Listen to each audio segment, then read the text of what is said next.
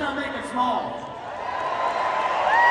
A landslide minus some shenanigans is still a victory, and that's what you all are going to deliver in the state of Arizona. I got 3 words for you.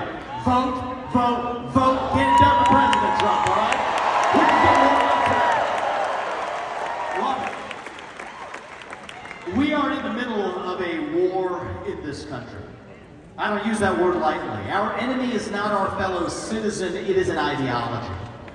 There's no middle ground here. Either you believe in censorship or you believe in free speech. You cannot have both.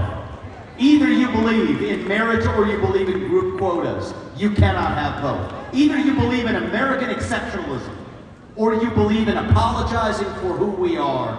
You cannot have both. And right now, more than ever, we need a commander-in-chief who will lead us to victory in that war. And that man is your next president, the 47th president of the United States of America, Donald J.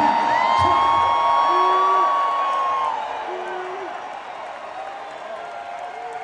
If you want to seal the border, vote Trump. If you want to restore law and order in this country, vote Trump. If you want to grow the economy in this country, vote Trump. If you want to stay out of World War III, vote Trump. If you want to revive national pride in this country, vote Trump. If you want to make America great again, vote Trump. This is the choice we face. You have Tim Walz, Kamala Harris walking around. I'll tell you, I hope when we deliver that victory on November 6th, the Democratic Party learns once and for all that identity politics doesn't work. You get rotten leaders, and every time when you use race and gender to select somebody for their job. And I'm actually talking about Tim Walz this time, by the way. It doesn't work in any direction at all. You know, you got kids coming in, they'll say, oh, he rented as a boy, now he identifies as a girl. It's like what happened at the top of the Democratic ticket. This thing was a coup all the way down. The Democratic Party has now become the party of censorship, has now become the party of war, has now become the party that is hostile to the working class in this nation. But it doesn't have to stay that way. You know, President Trump often says this, and he's right, that we are a nation in decline. That's what we've become. But it doesn't have to stay that way. We don't have to be at the end of the ancient Roman Empire. We don't have to be this nation in decline. We still can be a nation in our ascent. A nation whose best days are actually still ahead of us. Still a country where we will look our kids in the eye and mean it when we tell them that you get ahead in the United States of America with your own hard work, your own commitment, your own dedication, and that you know what, you are free to speak your mind at every step of the way. That is the American dream. That is what we are running to.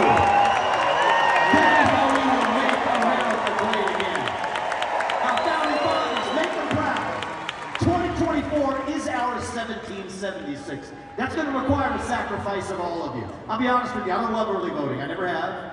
I believe we need single-day voting on Election Day as a national holiday with paper ballots and government-issued ID to match the voter file.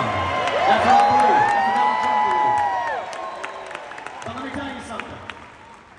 You got to play by the rules we have in order to change the rules to what they should be. So I'm asking you, as Republicans, yes, we may not like early voting, get out there and do it anyway, because we have an election to win and a country to save. Our founding fathers, they made a sacrifice.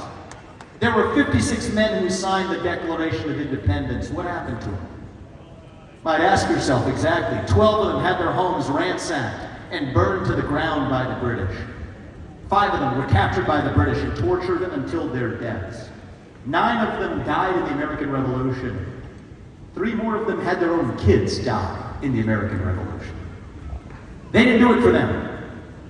They did it for us, so we could be here 250 years later, enjoying the blessings of liberty in the greatest nation known to the history of mankind. And who are that squadron for?